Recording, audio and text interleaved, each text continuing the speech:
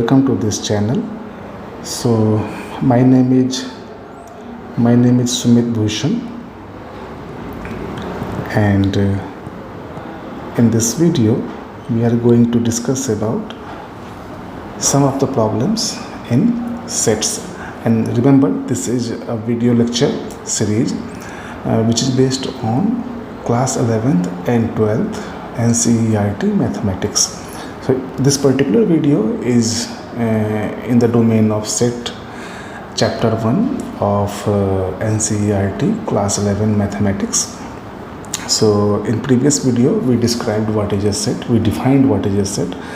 So in this video we are going to solve a couple of problems in exercise 1.1. So for example, one of the problems has been written here.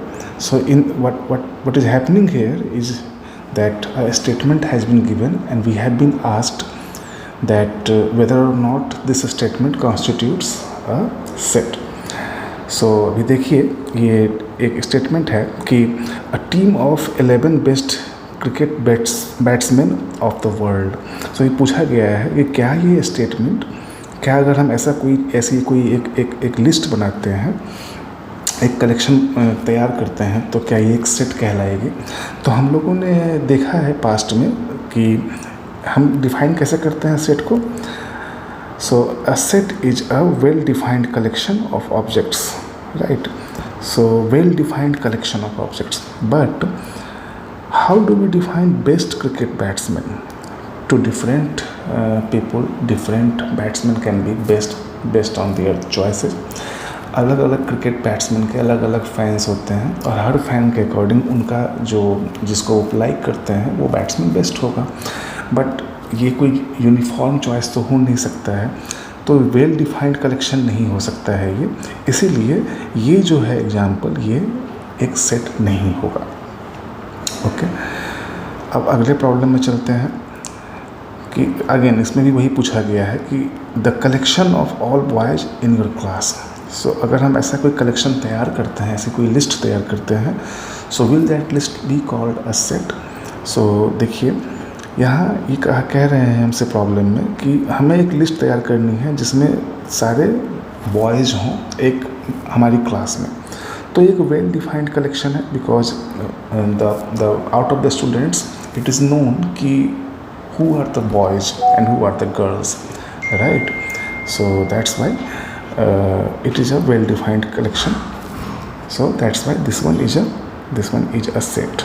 Okay, now चलिए next problem में यहाँ हम देखते हैं the collection of all natural numbers less than 100. So again हमने देखा है past में कि सेट को हम लोग डिफाइन कैसे करते हैं.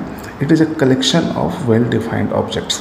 नाउ यहाँ ऑब्जेक्ट क्या होगा कि नेचुरल नंबर्स लेस देन 100. तो हम लोग जानते हैं कि नेचुरल नंबर्स क्या होते हैं, 1, 2, 3, 4 एंड सो ऑन. तो यहाँ पूछा गया है कि हमें एक ऐसी कलेक्शन तैयार करनी है जो ऑल नेचुरल नंबर्स हो बट लेस देन 100 हो, मतलब अप टू 1 से स्टार्ट होकर अप टू 99 तक. तो ये जो ऑब्जेक्ट्स हैं ये वेल डिफाइंड है. हमें पता है कि फॉर एग्जांपल कि 101 या 100 इस लिस्ट का पार्ट नहीं होगी या -1 इस लिस्ट का पार्ट नहीं होगी. तो वी ऑल नो 1.1 भी इस लिस्ट का पार्ट नहीं होगा. सो हम जानते हैं कि कौन से नंबर्स, कौन से ऑब्जेक्ट्स इस लिस्ट का पार्ट हैं, कौन से नहीं हैं. So that is what is called a well defined collection of objects. Okay, so इसलिए ये एक सेट है. ठीक. Now next problem, a collection of novels written by the writer Munshi Premchand. Again हम लोग जानते हैं कि मुंशी प्रेमचंद भारत के एक बहुत ही विख्यात ऑथर थे, एक लेखक थे हिंदी साहित्य के. तो चूँकि वो बहुत विख्यात थे तो उनके लिखे हुए उपन्यास या novels they are very well known. तो अगर हमको एक लिस्ट तैयार करनी है जिसमें मुंशी प्रेमचंद के लिखे हुए सारे नॉवेल्स हों तो हम आसानी से उस लिस्ट को तैयार कर सकते हैं. तो ये कलेक्शन जो है वो वेल डिफाइंड है. That's why it is a set, right?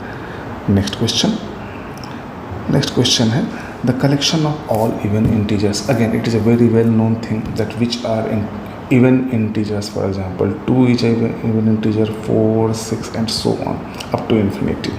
So it is a definition मैंने यहाँ लिख दिया है कि a set is a well defined collection of objects. So see, a well defined collection हमें पता है यहाँ पे कि ये well defined है. 3 फॉर एग्जांपल अगर हम 3 लिखना चाहें तो इसका पार्ट नहीं होगा. 3 इंटीजर है बट इवन नहीं है ना. तो इट इज़ वेल डिफाइंड, हमें पता है एग्जैक्टली कि कौन से इंटीजर्स इस कलेक्शन के पार्ट होंगे और कौन से नहीं होंगे. इसलिए इसको हम कह सकते हैं कि ये एक सेट है. Now again, so this one is the collection of questions in this chapter. Again, this chapter is exercise 1.1 of NCERT class 11 mathematics. Okay, तो हमें पता है कि इस चैप्टर में हमारे पास यदि ये बुक है तो हम जानते हैं कि इस चैप्टर में कितने क्वेश्चंस हैं. ओके, तो हमें बस ये बताना है कि कितने क्वेश्चन हैं. तो ये वेल डिफाइंड है, तो इसीलिए ये भी एक सेट है. Okay, so I hope you have understood by now the concept behind how do we define a set and how do we prepare a set. हम लोग आगे कंटिन्यू करेंगे डिफरेंट कंसेप्ट्स. सो ये एक वीडियो सीरीज है, so which I am going to post at some frequency on this channel. For this is video series based on NCERT class 11th and 12th mathematics. Similarly, I am on the same channel. I am also posting a video series based on NCERT class 11 and 12 physics.